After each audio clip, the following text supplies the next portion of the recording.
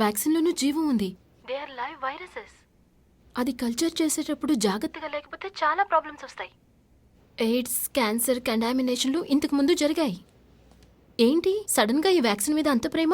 హే, ఇది వేరే విషయం కోసం. అలా అయితే సరే, నేనే నీకు ఫోన్ చేద్దామని అనుకుంటున్నాను. చూడు, 13th నుంచి 16th వరకు ఆయనకు ఎటువంటి ప్రోగ్రాంలు పెట్టకూడదు. ఆల్రెడీ నేను వెకేషన్ కోసం ప్లాన్ చేసిందే. అలాగే అలాగే, నేను చూసుకుంటాను. చాలా బాధగా ఉందా? ఇక్కడ పెట్టనా?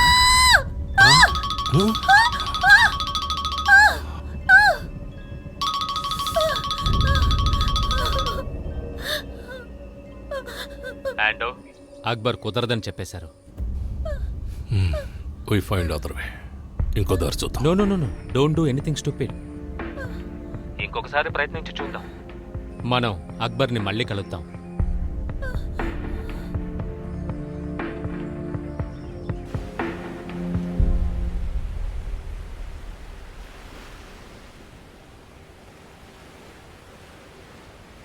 ఒకటి అక్బర్ ఒప్పుకోవడం, లేదంటే 2 సంవత్సరాల క్రితం చేసుకున్న ఒప్పందం ప్రకారం జరగటం. ఈ 2 దారులే అంకుల్ శ్యామ్ వాళ్ళ టీంకి ఉన్న అవకాశం.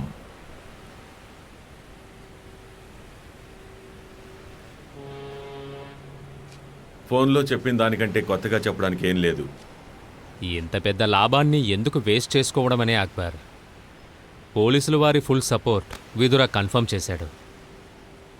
ఏంటి అంకుల్ శ్యామ్, మనం ఎప్పుడైనా పోలీస్ సపోర్ట్ కోసం ఎదురు చూసామా? దీంతో నాకు సంబంధం లేదు. ఇంకా వీడు చేయటానికి నేను ఒప్పుకోను. అదెందుకో తెలుసుకోవచ్చా? అది నీకు చెప్పాల్సిన అవసరం నాకు లేదు. బట్ స్టిల్, నేను మందుల వ్యాపారం చేయడానికి ఇష్టపడను.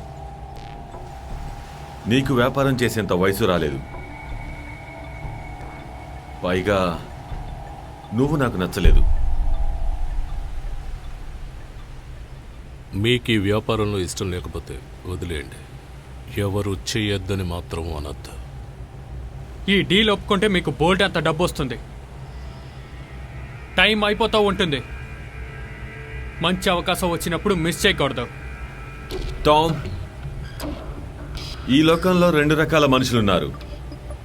కొంతమంది డబ్బును మాత్రమే ప్రేమిస్తారు, కొంతమంది మంచిని కూడా ఇష్టపడతారు. నేనేమాత్రం ఒప్పుకోను. దీనికంటే బెటర్గా రిటైర్మెంట్ ప్లాన్ దొరుకుతుందని నాకు అనిపించడం లేదు.